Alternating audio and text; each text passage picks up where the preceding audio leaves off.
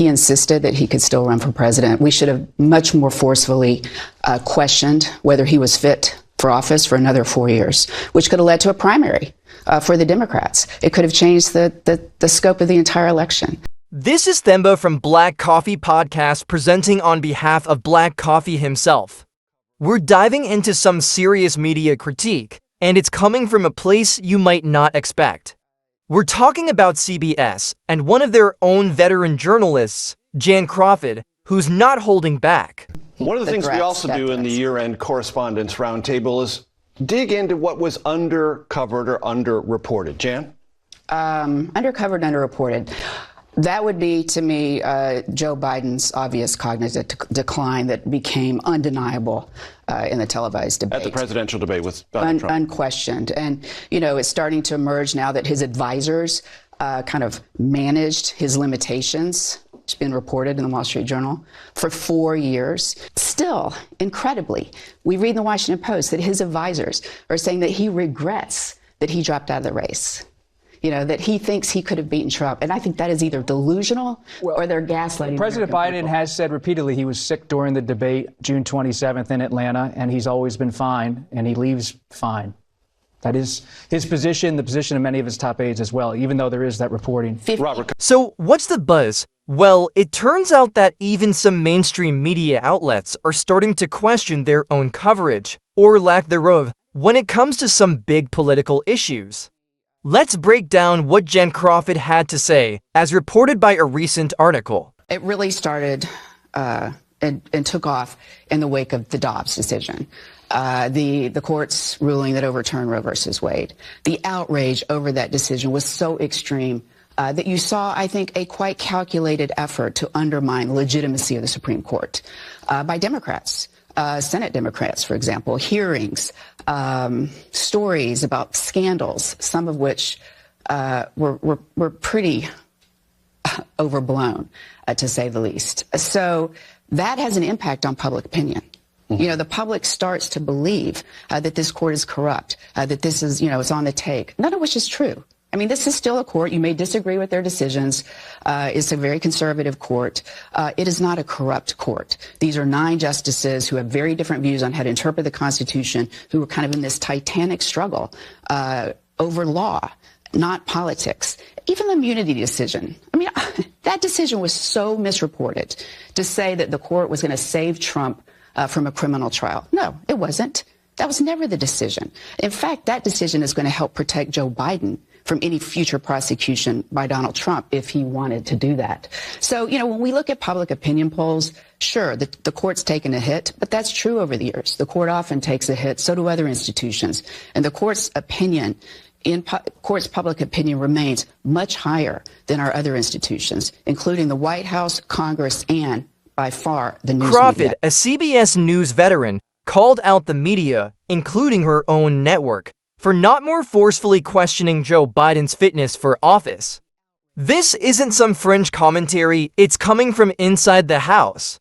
She points out that Biden's obvious cognitive decline became undeniable, particularly after his televised debate with Donald Trump. It's wild that this was not questioned at the time. The article suggests that Biden's advisors were managing his limitations. We're talking about the President of the United States here, and there are reports that his staff were having to manage him. It makes you wonder, doesn't it? According to the sources, there were even reports that Biden may have regretted dropping out of the race. Now, that could be either delusional or gaslighting. This begs the question, why weren't these issues more vigorously reported? Instead, those who pointed it out early were called hateful conspiracy theorists or rubes. It seems like there was a clear effort to downplay very real concerns. One article calls it one of the biggest cover-ups in recent memory.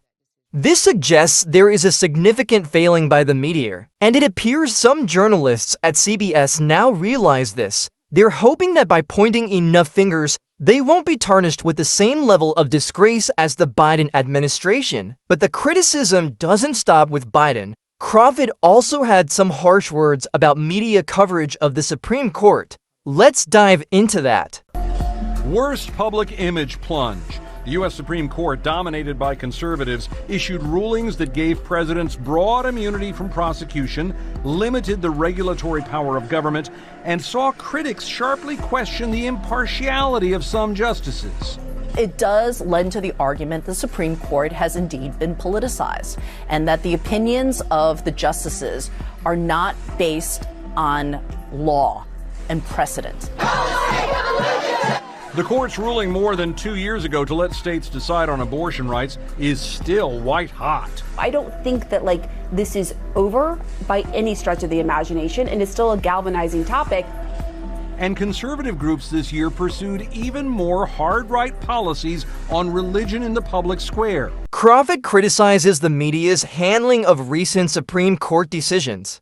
She says there was a calculated effort to undermine the legitimacy of the Supreme Court following the overturning of Roe v. Wade. The article also notes that there were stories about scandals that were pretty overblown, to say the least. The media implied the Supreme Court is corrupt and on the take.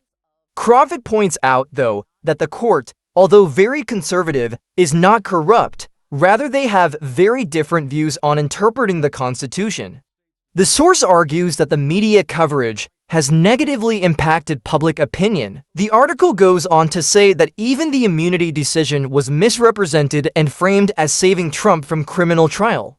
Crawford notes that this decision will protect Joe Biden from prosecution by Trump in the future. Interestingly, the article points out that while the Supreme Court's public opinion has taken a hit, it's still much higher than other institutions like the White House, Congress, and, get this, the news media.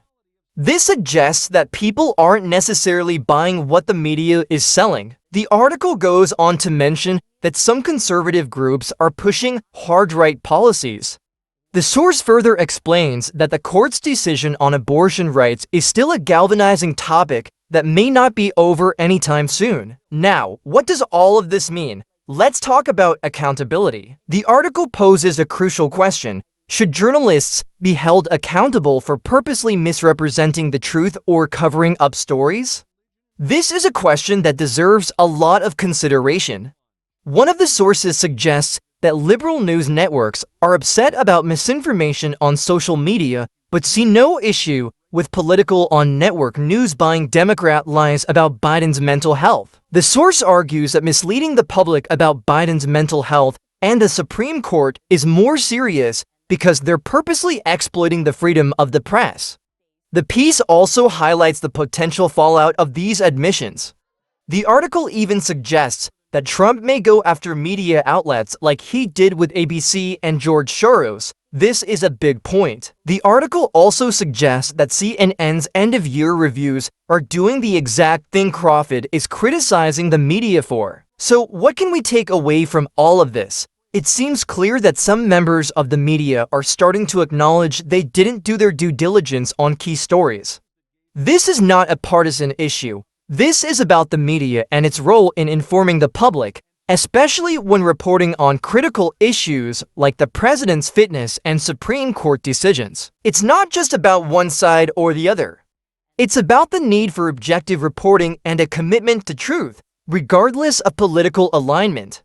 It's up to us as consumers of media to be critical, to seek out diverse perspectives, and to demand more from our news sources. Let me know your thoughts in the comments down below. Don't forget to like and subscribe for more content. Thanks for watching.